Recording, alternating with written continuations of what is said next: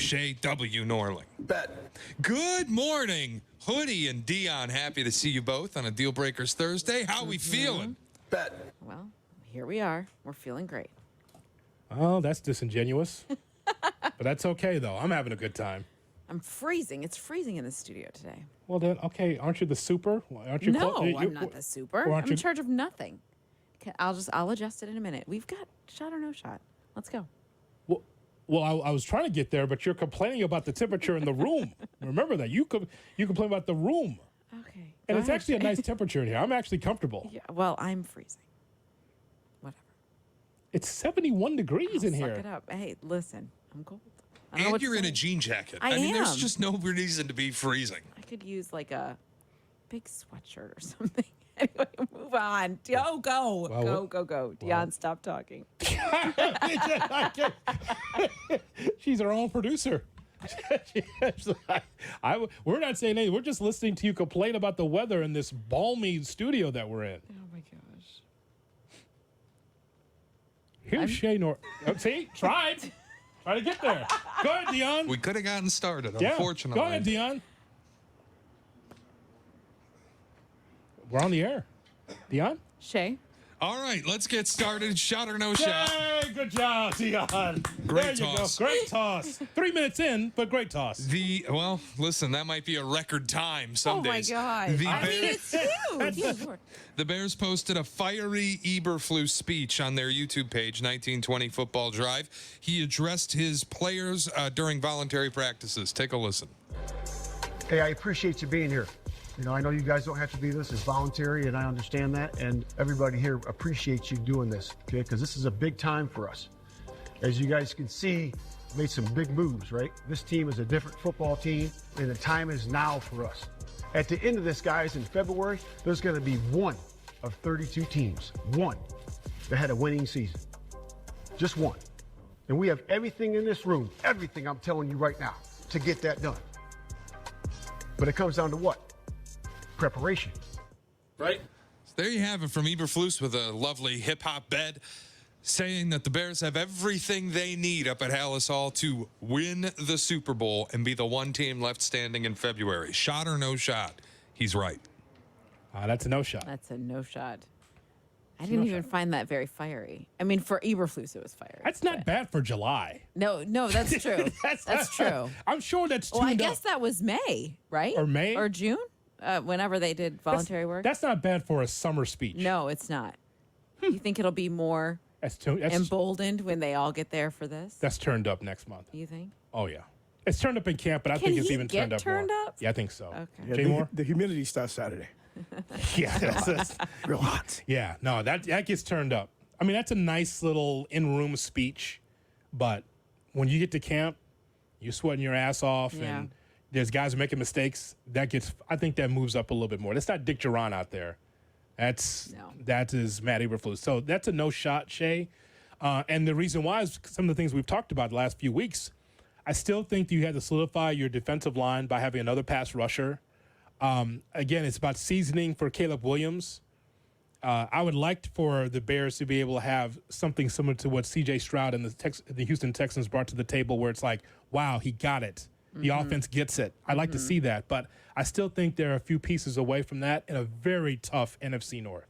Yeah, agreed on all fronts. I mean, they're not a complete team yet. There are still some questions.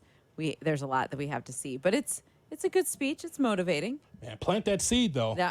For Yeah. real. And he's not wrong in the fact that this is a very different roster, and there is a lot more talent there than there was last year or the year before. All of that. There's a lot more to work with. Remember, Pohl said it's going to be very difficult to make this roster. Yeah. I thought that was very telling. Yeah, I did too. I like that. Shay. All right, we have another update in the Bears stadium saga. Yesterday, Kevin Warren and the governor, J.B. Pritzker, had a breakfast meeting. They were set to get to know each other, discuss the lakefront plans, the $3.2 billion stadium plan with a $2.3 billion public funding price tag. The governor's position per his office after the meeting remains unchanged. They previously said the deal as they saw it as a non-starter. This is expected to be the last update that we get on a lakefront stadium until state lawmakers reconvene in, wait for it, November. My question, shot or no shot? The only update you want to hear is that construction has started somewhere, anywhere. Shot for me. Well, that's the next step. It has to be Yeah. the next step. Yeah. It's a lot of talk right now. I just want some action. Like, I'm ready to hear that they're moving forward in this direction, that they've committed to what they're going to do. Well, for me, I'm patient enough to be able to see the back and forth of this, because when you've lived here all your life, you can live anywhere. There's always politics, but in this city in particular, it's always strong. It's always a power play. It's always the backroom dealings. I've read about this and heard about this my entire life here. So this is also part of the politics. J.B. Pritzker, the governor of Illinois, does not want to have a stadium on the lakefront in which the taxpayers are paying through the nose for it. Right. Because that's exactly what it is. This pie in the sky sketch that we saw, that whole presentation told me, when I saw it, I'm like, they're going to Arlington Heights. It's just, absolutely. Yeah, it's just too much. Look, I understand what Mayor Johnson wants. He wants a win. He's looking for a win there by saying, hey, I want to keep them in Chicago. They're gone. Mm-hmm. They're gone. So? Like, the Bears are going to be in Arlington Heights. And listen, here's the thing. I'm not pushing them out of the city. Politics pushed them out of the city. Period. That's it. Yeah. And a better opportunity. It is a better opportunity. I don't even think the McCaskies know what it would be like to own everything, to not have to ask people questions, to change the grass and do all the things that they want to do. I don't even think they would know what that feels like. Now I have to worry about moving this pillar or being able to, if I could pick this up. It's making almost, it the way they want to. It's like unions in New York, Shay. Like, you can't pick up a chair without the union saying, I got it. Right. I'm a union guy. You don't move this light. You don't move that chair. We're the union, right? Same thing at what's happening with Friends of the Park. It's the same thing at the ABC7 studio.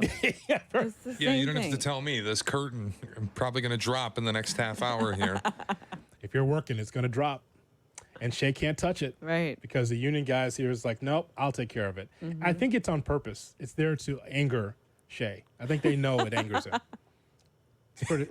If I'm too happy on any given day, they just drop the curtain.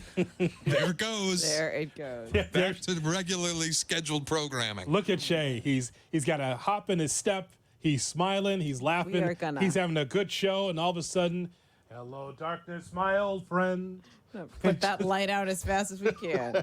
Oh They think it's funny till one of these windows breaks. And it won't be so funny then. Yeah. Here's Shay Norley. The MLB All-Star break. It's a break in the action, but kind of an uptick in the rumor mill. A lot of rumors swirling around some of the best players on bad teams. Cy Young favorite Tarek Skubal, a lot of trade rumors around him. Also rumors locally. Garrett Crochet continues to pop up in trade discussions or rumors with teams like the Baltimore Orioles. I saw a hypothetical offer from the Orioles that I think fits the kind of godfather billing that I would need to move off of Crochet. A lot of people on this station have been resistant to the idea of trading him. I would do it if an offer strong enough came in. The offer I read, the White Sox would receive from Baltimore the top catching prospect in all of baseball in Samuel Basallo. He's got an 866 career OPS in the minors. You'd get the number 2 third base prospect in baseball, the Orioles' top third base prospect in Kobe Mayo. He's got a 1030 OPS this season in minor league baseball. And you would get the Orioles' top pitching prospect in Chase McDermott. You'd probably also get filler stuff in addition to those 3 players. For those who worry that the team trading Crochet sets them back even further in a rebuild, I would offer all 3 of those guys are expected to reach the majors, if not this year, on the opening day roster next year. Shot or no shot, the White Sox would have to make a trade like this. I think that's a shot. I don't expect Crochet to be here by the time we get to the deadline. I don't. Because, Dionne, it's very simple for me as a White Sox fan. You have to pick a lane. Very similar to the Bulls. You have to pick a lane. You just can't say, well, we got some talent and we've got young talent. Because when you don't have the right mixture, you're not going anywhere. Same way in the White Sox. The White Sox are so far behind. This is the worst White Sox team of my lifetime. When you've lost 71 games at the All-Star break, of several lifetimes. you're probably going to be in excess of 110, 115 losses this season. And so I understand. I've heard this in the streets too from Sox fans saying, "Boy, you got to start someplace. How come Crochet can't be the centerpiece?" Well, he can be, but he'll do a lot of losing, one. But two, by the time his contract's up, you know the Sox are not going to pay him through the nose like Atlanta, like Philly, like Los Angeles, like the Padres or some other team, because Jerry Reinsdorf doesn't have the stomach to be able to spend that kind of money. When Benintendi is the highest paid Sox of all time, and he's a negative player on the team, it tells you all you need to know. It's true. We're in Chicago, but we feel more like Rockford. Yeah. With the White Sox. It's a shot because I agree. I don't think Garrett Crochet stays. I think they have to make a trade like that. They have to do something that gives them hope of competing sooner rather than later. I still think it's going to be a long time. I don't think keeping Garrett Crochet and trying to build around him makes them a contender in a year. I think it's going to take even longer than that. They will move him. I believe that will happen by the deadline.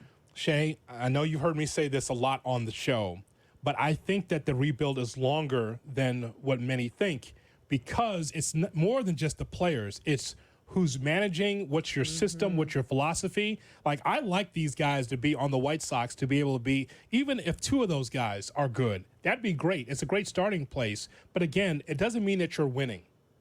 Because you have to have some kind of commitment to winning. That's not just from ownership. That's just from the manager and the way you play baseball and your philosophy, your mission statement. Sox have none of that.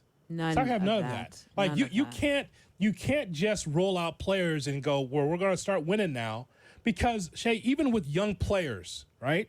You get to a certain level, but you have to spend some money to be able to solidify that team, add more, pay for free agents, and then go for it. Sox won't do that. They won't. And you won't win with exclusively young players. You just won't. Yeah, the whole thing about keeping Crochet has kind of been baffling to me this entire season. I think that the White Sox finding immense value in this guy is incredibly fortunate, and they should take advantage by trading him.